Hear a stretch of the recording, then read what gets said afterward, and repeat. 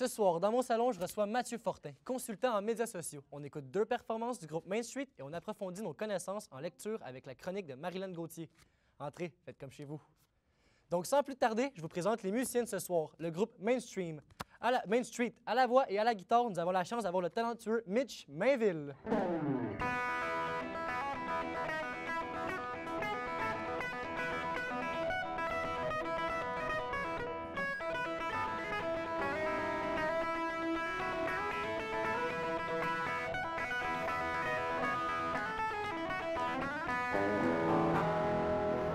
Et à la basse, Mike Q.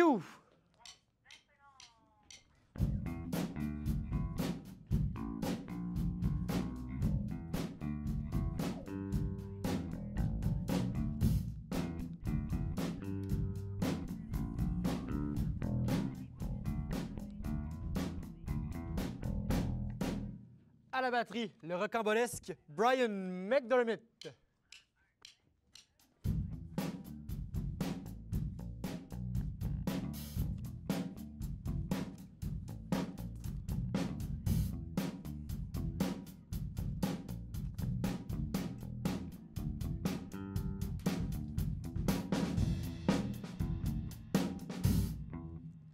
Et à la guitare, le dernier mais non le moindre, Danny Schiller.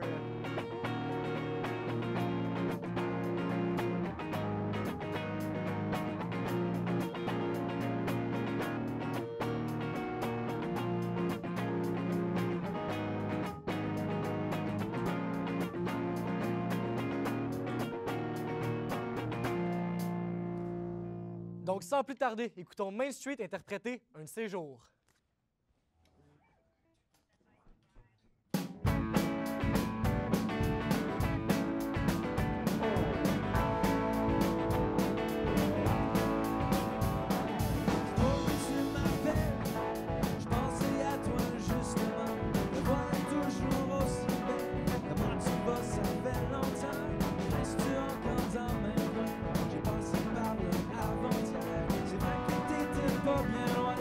J'aurais bien pu passer prendre une bière. Oui, c'est toujours la même affaire. Tout le temps, quelque chose à faire.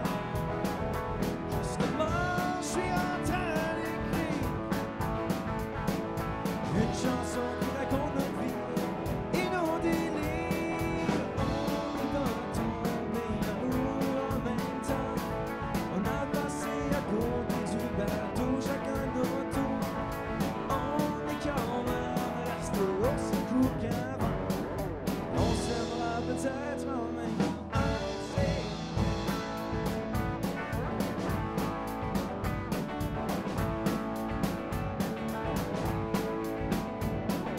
Avec le temps, je m'adoucis.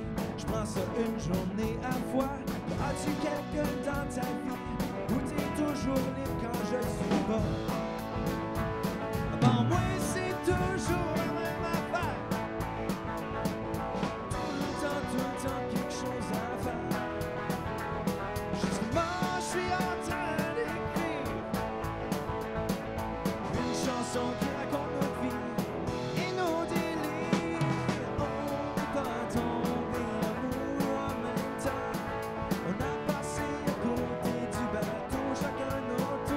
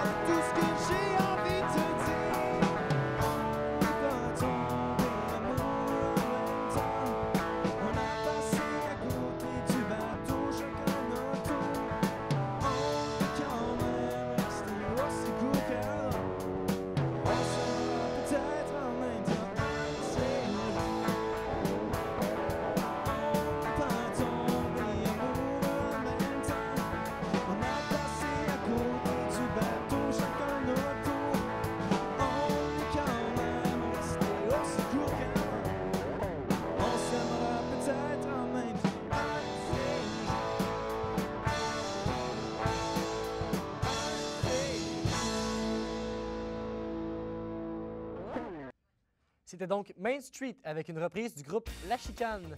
Après la pause, savez-vous vraiment utiliser Facebook, Twitter et compagnie? Je reçois dans mon salon Mathieu Fortin pour nous conseiller sur ce sujet. Et les nouveautés littéraires à ne pas manquer.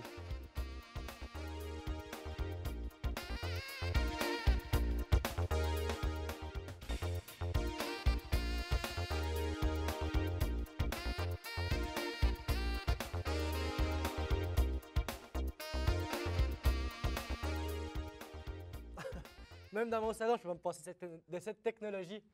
Comme vous le savez tous, de plus en plus, nos vies sont envahies par les médias sociaux. Si vous êtes comme moi, vous ne prêterez pas trop attention à ça, mais vous devriez faire gaffe parce que ça pourrait vous nuire. C'est pour ça qu'aujourd'hui, j'en discute avec mon invité, Mathieu Fortin, consultant en médias sociaux. Salut Mathieu. Hey, salut. Ça va bien? Oui, ça va bien, Laurent. Merci. Merci à toi. Écoute, merci d'avoir accepté l'invitation à l'émission aussi. Vraiment cool de t'avoir en interview. Oui. Donc, pour commencer, j'aimerais ça un peu que tu me décrives brièvement, pour toi, c'est quoi les médias sociaux? OK. Moi, souvent, les gens vont dire je connaissais les médias sociaux et on me demande c'est quoi, décris-moi les médias sociaux. Un peu comme la question que tu me poses. Et ce que j'essaie toujours d'expliquer aux gens, c'est prendre le mot pour qu'est-ce qu'il est. On parle de médias et on parle de social. Donc, si on prend le mot média, par exemple, c'est un moyen de diffusion, c'est un moyen de transmettre l'information. Si on prend le mot social, c'est un moyen, c'est une action d'interagir, d'échanger avec les autres, mais avec d'une façon sociale de communauté. Okay? Donc, si on prend les médias sociaux, en fait, c'est des outils technologiques qui nous permettent de communiquer avec une masse de personnes de façon sociale. Donc, en résumé, ce qui a fait que les médias sociaux ont pris beaucoup d'ampleur dans les dernières années, c'est que cette fonction-là d'utiliser les médias pour faire des actions sociales est devenue tellement accessible avec le développement du web, avec les plateformes qui se raffinent, dans lesquelles n'importe qui peut se créer un compte sur X, Y, Z plateforme et d'aller ajouter du contenu. Donc, principalement, si je résume tout ça, les médias sociaux, c'est un média hautement accessible et manipulable par n'importe qui permet des interactions sociales. OK. Sinon, pour ça, à la maison, qui ne savent pas trop un peu les différentes plateformes qu'on peut utiliser sur les médias sociaux ou quel site qu'on peut aller visiter pour se faire valoir avec une page, j'aimerais ça savoir un peu c'est quoi les différentes plateformes? Il y a différentes plateformes, il y en a plusieurs, il y en pleut, surtout avec l'avenue du mobile. Ouais, Tantôt, tu sûr, tweetais, Twitter, c'en est un. Juste Twitter a plusieurs plateformes sur le mobile dans lesquelles on peut utiliser pour gérer notre compte Twitter. OK. Mais avec la venue du mobile, il y a beaucoup de réseaux sociaux seulement mobiles qui se créent. Ma question, c'est encore une fois, c'est une très bonne question parce que ça dépend qui tu es dans la vie. OK. Et ensuite, je peux te dire quels médias sociaux seraient le meilleur selon tes objectifs de carrière ou de vie ou qui tu es. Si tu es quelqu'un qui n'aime pas trop en dire sur toi-même, qui n'est pas trop, tu n'aimes pas ça trop faire d'update, mettons, mais tu aimerais ça contribuer. Peut-être qu'une plateforme où on ajoute plus de photos, où on parle moins, on a moins à rédiger, mais on fait plus de médias serait pour toi. Si tu es quelqu'un qui aime plus échanger avec des amis, des gens que tu connais, il y a d'autres plateformes. Donc, par exemple, prenons Facebook. OK? Facebook, à peu près 80% des Canadiens utilisent Facebook. Ouais. Okay? C'est vraiment c'est plus qu'un Canadien sur deux qui utilise Facebook. C'est la plateforme, le réseau social qui est le plus utilisé pratiquement là, au monde. En Chine, bon, il y a d'autres médias sociaux, réseaux sociaux en Chine que nous, on n'utilise pas, qui sont très populaires là-bas. Facebook, c'est pas le numéro 1 en Chine. Il y a Haiku, j'oublie le nom, mais il y a d'autres réseaux sociaux. Twitter, ils ont leur propre système Twitter. Ils ont leur propre système en Chine, Twitter? Donc, je pense que c'est ça. J'oublie le nom, mais ils ont l'équivalent de Twitter. Mais c'est parce que le gouvernement gère beaucoup plus l'échange d'informations. Donc, ils peuvent bloquer un compte, ils peuvent bloquer le Twitter, d'avoir l'accès Twitter en Chine. Et puis, dans ce cas, ils peuvent autoriser un autre réseau social dans lequel ils peuvent peut-être plus contrôler ou bannir certains mots, certaines interactions. Mais disons Facebook. Facebook, tout le monde a vu le film de Social Network. On comprend que Facebook a été créé pour un peu simuler la réalité au niveau des interactions. Quand tu ajoutes un ami sur Facebook, parce que prime abord, avant les pages et les groupes sur Facebook, il y a des profils amis. Donc, si moi, je t'ajoute, Laurent, comme ami sur Facebook, on fera ça tantôt, tu m'échangeras ton Facebook. Parfait, c'est bon. Et puis, disons que je t'ajoute comme ami parce qu'on s'est rencontrés, tu confirmes qu'on se connaît. La relation qu'on a sur Facebook, elle est complètement différente que sur Twitter. Parce que sur Facebook, tu me connais, je te connais, on confirme, on devient amis. On peut interagir Puis ensemble. on peut interagir ensemble, mais je viens d'affirmer à tout le monde que j'ai une relation avec toi. OK. On s'est rencontrés, on est amis, puis là, tu peux te taguer sur mes photos, puis on peut, c'est vraiment, tu rentres vraiment dans ma bulle, dans ma vie. C'est beaucoup plus interactif comme Beaucoup plus média. interactif, mais beaucoup plus personnel, basé OK. sur la personne. On rentre plus dans la vie des gens ou... Ouais. Prenons un réseau social comme Twitter, par exemple. Ouais. Sur Twitter, je ne suis pas obligé, si tu me suis, je ne suis pas obligé de te suivre en retour. OK, je comprends. Moi, ouais. je peux suivre plein de monde qui ne me connaît pas parce qu'ils tweetent sur des choses qui m'intéressent. Fait que c'est OK. beaucoup plus basé sur la pertinence de l'émetteur. OK, oui, je comprends. OK? Moi, j'ai des amis sur Facebook, ils disent des choses vraiment plates. OK. Je suis certain que tu en as toi aussi. Ah ouais, tout le Mais monde en a. tu ne vas pas te désabonner d'eux parce qu'ils disent des choses plates. Non, c'est parce sûr. qu'au bout de la ligne, il y a une relation, il y a un sentiment au bout de ça. Ouais. Sur Twitter, on n'a pas ça. Donc, ce qui veut dire que c'est vraiment basé sur la pertinence du propos. OK, oui. OK? Donc, si je vais suivre un humoriste parce qu'il fait des tweets drôles, j'ai pas le goût d'être ami avec. Non. J'ai pas intérêt à être ami avec, mais j'ai intérêt à suivre son fil Twitter parce que je trouve ça divertissant. Ça t'intéresse qu'est-ce qu'il dit ou Ouais. les blagues qu'il fait. Puis je peux le retweeter, puis ça me Ouais. fait bien pareil, parce que je retweete des choses drôles. Tu sais. Fait que Ouais. peut-être que moi, les gens me suivent parce que je retweete plein de choses que OK. d'autres mondes ont tweeté qui étaient drôles. Tu comprends? Fait que Mais si quelqu'un est tanné de m'entendre, il va juste me unfollow, se désabonner de mon Fait compte. qu'il y a plus puis c'est- d'informations. Exactement. OK. Donc c'est un peu comme ça. Là, on va sur des plateformes mobiles, mettons comme Instagram. Mhm. Instagram, à peu près le même concept que Twitter, sauf en format photo. Ouais. OK? Le mot-clic, le dièse, hein, le hashtag, comme on appelle, Ouais. il est sur toutes les plateformes. Donc, on peut, donc sur Instagram, mettre des mots-clics, des dièses sur certains mots pour catégoriser nos photos. Donc, sur Ouais. Instagram, les gens vont découvrir, bon, peut-être que je te suis, puis je suis dans ton fil de nouvelles Instagram, puis tu aimes les photos que je fais. Mais moi, je peux aller sur Instagram, puis comme moi, je l'utilise personnellement, je dis, OK, je vais aller voir quel genre de photos qui a été pris à Ottawa. OK. Donc, je vais faire une recherche avec Ottawa, puis là, je vais Hashtag. suivre le hashtag Ottawa, puis là, je vais voir tout le monde qui ont décidé de mettre une photo en mettant le mot-clic Ottawa, puis là, je sais toutes des photos Ottawa, tu sais, Ouais. etc. Donc, aussi, Twitter permet de suivre l'actualité de très près. Niveau actualité, beaucoup de gens, les réseaux sociaux, Oui, moi, j'ai un intérêt de découvrir du contenu, donc je vais aller sur Twitter. Et disons, il y a il y a un lockdown quelque part, OK? Ouais. Puis là, je vois ça, hein, un lockdown, j'entends parler d'un... Et puis là, je vais pouvoir faire une recherche avec, comme ton Ottawa lockdown. Ouais. Et puis là, je vais commencer à trouver des tweets qui en parlent. OK. Puis je vais avoir l'information en temps réel. Avec les personnes qui en parlent, Avec puis les les personnes impliquées Qui dans sont le sur le lockdown. terrain, tu sais, il y a eu la bombe à Boston, là, au marathon. Oui. Ben, c'était les gens Sur le terrain. sur le terrain vif. qui ont aussi informé les médias, Ouais. qui ont informé la Terre. Donc ça, c'est le pouvoir du ouais. journaliste citoyen aussi. OK. Sur Facebook, on va découvrir l'actualité, mais beaucoup plus basé sur qu'est-ce que notre réseau nous suggère ou a partagé. OK. Fait qu'on va on est moins porté à faire une recherche sur un contenu précis sur Facebook. Mhm. On va plus être à la merci Ouais, de ce que nos amis, nos réseaux ont à mettre sur leur profil, qu'ils ont Ouais, découvert. partager. Tandis que sur Twitter, je vais pouvoir aller faire des recherches très ciblées, OK. etc. Donc ça dépend vraiment qui tu es, c'est quoi ton objectif. Si tu es un professionnel, puis que tu veux développer un réseau professionnel, ben probablement que le réseau que je te conseillerais serait d'aller sur LinkedIn. OK. Puis ta façon d'utiliser le réseau social, le réseau LinkedIn, ben, il va falloir la modifier, c'est pas comme Facebook. Donc tu dois aussi te conditionner. Oui. Tu ne peux pas juste aller sur un réseau si tu as un objectif précis. Puis faire ce qui est bon te semble un peu. Oui, c'est ça, il faut suivre, il faut avoir une stratégie. Donc, si à un moment donné, pour ton émission, tu veux avoir une stratégie, puis tu veux te positionner, puis tu veux que les gens, il faudrait qu'on détermine pourquoi tu veux y aller, qu'est-ce que tu vas faire, c'est quoi la promesse que tu donnes aux gens. Il faudrait se faire un plan comme ça. Toi et ton équipe, vous allez être en mesure de livrer la marchandise de façon régulière et Parfait. de développer une communauté qui a le goût de vous suivre parce que vous leur faites une promesse. OK. Je comprends, ouais, c'est bon. Puis aussi, en terminant, j'aimerais ça savoir, est-ce que, ton avis à toi, les médias sociaux vont rester ou non, plus ça va comme se dissiper puis ça restera pas longtemps? Les médias sociaux existent depuis toujours. Ouais. Je prends comme exemple dans le temps où les dames allaient sur le bord de la rivière, laver leur linge ensemble, Ouais. puis ils jasaient.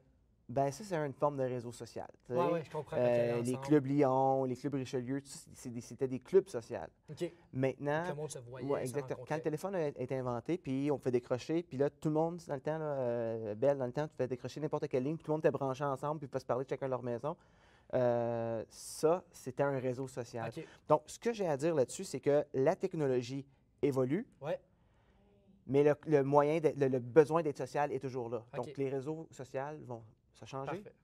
Et c'est ça. Parfait, merci beaucoup. C'est très intéressant. Donc, on peut se servir vraiment. J'aimerais ça me servir des médias sociaux à mon avantage grâce à votre rencontre. Merci beaucoup. Restez avec nous. Au retour de la pause, dans mon salon, on a une deuxième prestation du groupe de ce soir Main Street et la chronique Dans mon salon, je lis.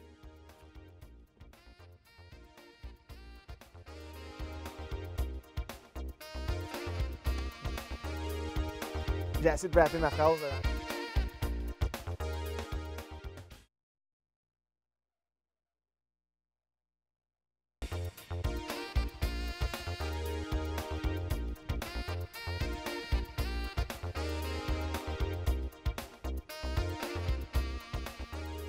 Vous êtes donc toujours dans mon salon et voici à nouveau Main Street. Ils nous interpréteront pour vous à la maison une chanson originale intitulée Lockdown. C'est à vous les boys?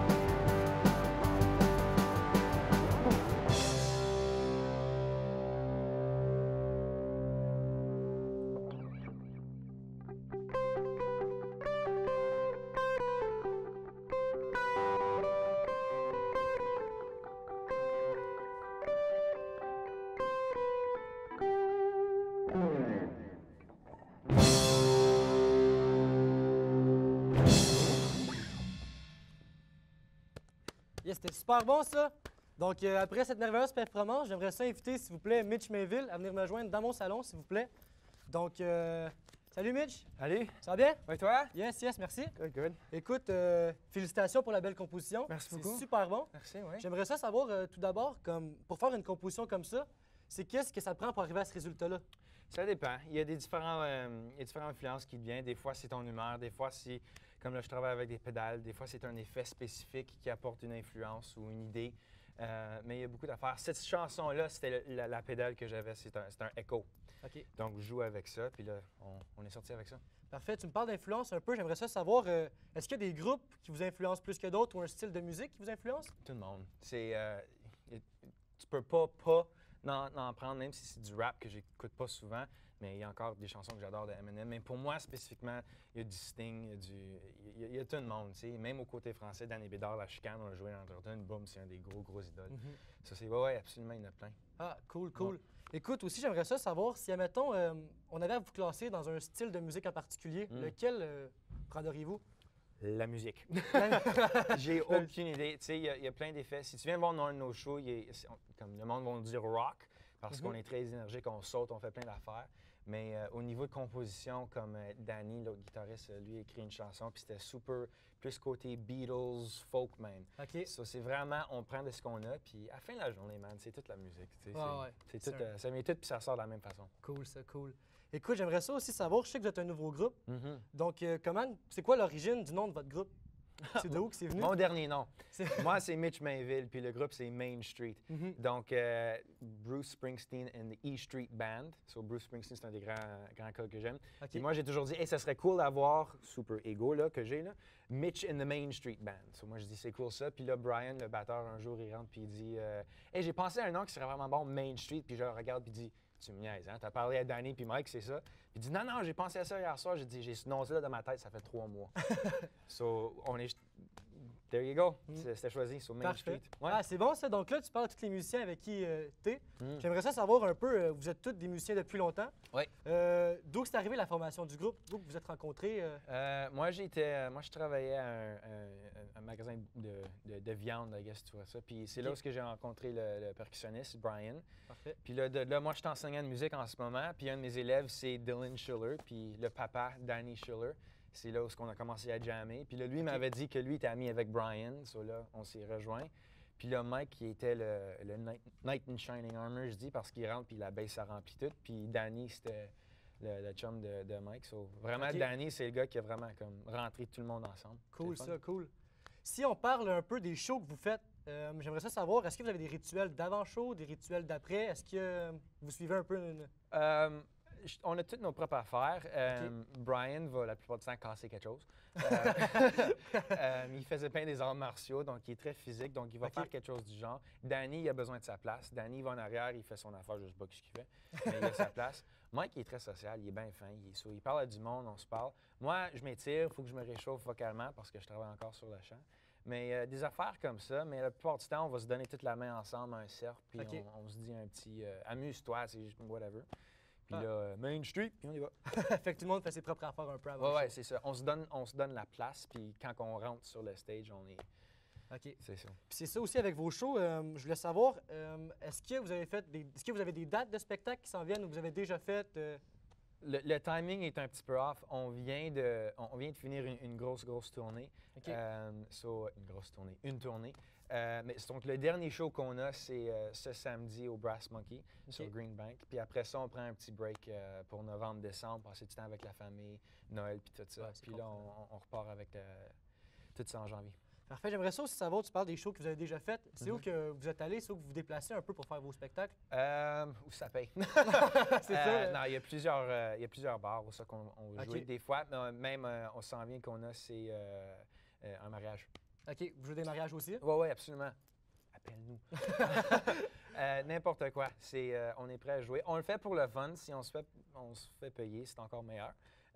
Puis peut-être on va apporter quelqu'un d'autre de spécifique à jouer avec nous, mais on se néglect pas rien. Fait que si, admettons, je voulais que vous jouiez dans mon salon, je pourrais vous payer, vous inviter, puis vous viendrez dans mon salon. 10 000 $!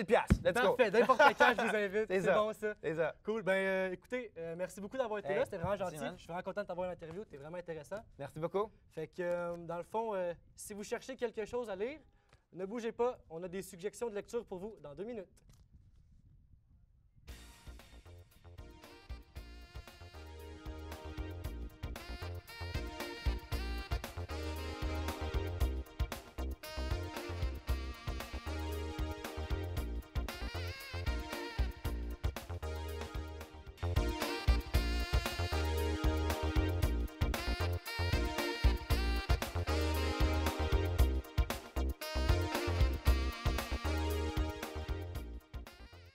Alors, Marilyn Gauthier vient tout juste d'arriver dans mon salon. Nous allons donc maintenant parler de livres. Pour commencer, ça va bien, Marilyn? Oui, très bien. Merci d'avoir accepté l'invitation. Ça fait plaisir. Pour commencer, j'aimerais ça savoir, il y a 2 sorties bandes dessinées la semaine dernière qui sont sorties. Oui. J'aimerais entendre parler un peu, s'il vous plaît. Oui, 2 grosses sorties très attendues. Premièrement, Astérix. Classique. Déjà, Astérix, c'est un événement en soi quand on les reçoit. Ouais. Donc, Astérix chez les Pictes.